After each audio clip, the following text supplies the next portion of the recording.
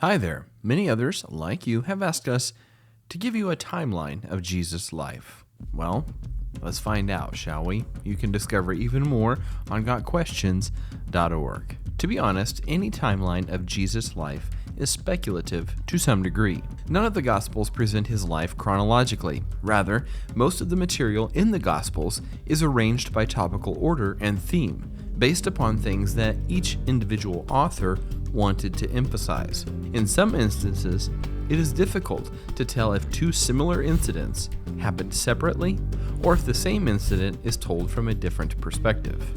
This is not a cause for concern regarding the trustworthiness of the Gospels. None of the Gospels claim to be comprehensive biographies, and in fact they are quite short given the span of time that they cover. The writers were selective. They give us a full understanding of who Jesus is, his teachings, and his significance today. They do not give us a direct order in which Jesus did things. That was not their purpose. There are a number of New Testament reading plans that have the Gospels intertwined chronologically. However, other editors might arrange events differently. Having said that, there are a few events that can be placed within a broad framework. John starts with the pre-existent Jesus. Luke speaks of the birth of Christ in Bethlehem and the visit of the shepherds that very night. Matthew 2 speaks of the visit of the wise men to the infant Jesus in Bethlehem. We assume that this visit was later because Mary and Joseph were living in a house. Matthew 2 also speaks of the rage of Herod and the escape of Mary, Joseph, and Jesus to Egypt. When the threat was over, they returned to Nazareth, where Jesus grew up. There is only one incident mentioned from Jesus' childhood, the trip to Jerusalem, where Jesus' parents lost track of him. When they finally found him, he was in the temple listening and asking questions, to the amazement of those who heard him. The next incident found in Matthew, Mark, and Luke is the baptism of Jesus, immediately followed by his temptation in the desert. This seems to be the official beginning of Jesus' public, itinerant ministry and precedes his choosing the disciples. During Jesus' life, he spent a lot of time in Galilee, which seems to have been where he was headquartered. But he often took trips to Jerusalem for feasts. The assumption that Jesus' ministry lasted approximately 3 years is based on the number of times Jesus went to Jerusalem for Passover. However, even this is speculative, as there is no guarantee that every Passover that Jesus observed is recorded in the Gospels. It was during these visits to Jerusalem that he often came into conflict with the Jewish leadership. He performed many miracles of healing and feeding. All the while, Jesus is gradually revealing himself to the disciples and also preparing them for his death. After a ministry that ranged over Judea, Samaria, and Galilee, Jesus finally sets out from Galilee at Passover time for what he knows will be his final trip to Jerusalem. All of the Gospels give much attention to this final trip. The Gospels dedicate between 1/3 and 1/2 of their volume to the last week of Jesus' earthly ministry.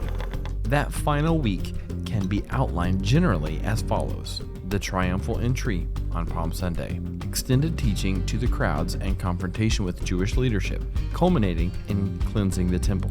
Jesus observes a Passover meal with his disciples and institutes the Lord's Supper, followed by washing their feet. Judas leaves during the meal to conspire. Jesus prays in the Garden of Gethsemane while his disciples sleep. Judas leads a group of temple guards who arrest Jesus. Jesus has an informal trial before the Jewish leaders, who condemn him and take him to Pilate, who must ratify their decision since they do not have the authority to carry out the death penalty. Pilate tries to find a way out, so he sends Jesus to Herod, since Jesus was a Galilean and Galilee was in Herod's territory. Herod happened to be in Jerusalem for Passover. Herod questions Jesus, has his soldiers torment and mock him, and sends him back to Pilate. Pilate tries again to appease the mob by having Jesus flogged, but they still cry out for crucifixion. He then offers to release either Jesus or the murderer Barabbas. They choose Barabbas to be set free, and Pilate sentences Jesus to be crucified. Jesus is crucified on Friday, according to the consensus of scholars. But this is not clearly spelled out in the Gospels, and some scholars think the crucifixion must have been on Wednesday or Thursday.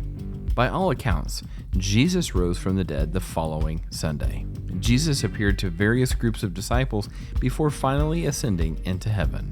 In conclusion, reconstructing a detailed chronology of Jesus' life may be interesting, and such a project would undoubtedly immerse the student in God's Word. But reading the Gospels as they were written allows us to better discern the inspired themes and emphasis. An exact chronology of Jesus' life was simply not something that the Gospel authors or author felt was important to communicate. All right, that answers your question, asking us to give you a timeline of Jesus' life. Thanks for watching.